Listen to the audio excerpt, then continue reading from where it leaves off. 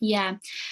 I think, as I said earlier, when people are talking to their friends and family, the hope is that they will understand and they will support that decision.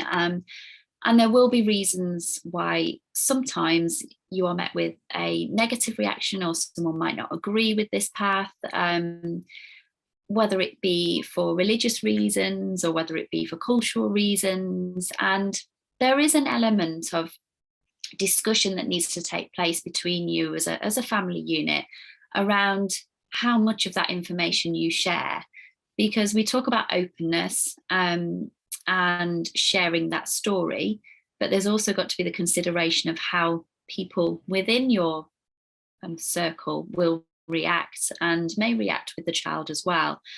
And so it's important to think about, there is a line between privacy and secrecy, and you are allowed to have your private life and you are allowed to keep some things to within your family, without keeping their conception a secret.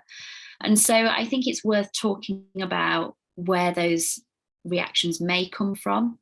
I think, if possible, it's good to educate them about this path to parenthood and what that means, and whether that be through sharing stories of other people. So, whether that be through sharing my blog or sharing someone else's reality to show them what life can be like, and even just going back to the research that's been done into these families. So Susan Gollenbach's research that I've mentioned on a previous answer, so her book We Are Family, there's been a lot of research into these families and assumptions that were made that there would be a negative kind of reaction or a negative impact on the family, which hasn't been found to be the case. So there are different ways you can kind of, depending on the person you're speaking to, whether they would listen to research, would they listen to another lived experience, or would it help them to have some resources to understand? Or in some cases, would it be best not to have that person within your circle of trust?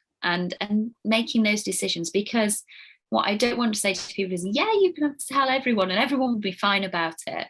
It's still a relatively new path to parenthood, and it's still, I think, for many people, is something that they don't even realize happens. I didn't even realize people donated eggs before I needed them myself. And this is why I do what I do, to try and normalize it and make it more of a conversation, and for people to see that families built in this way are no different, on the whole, to any other family.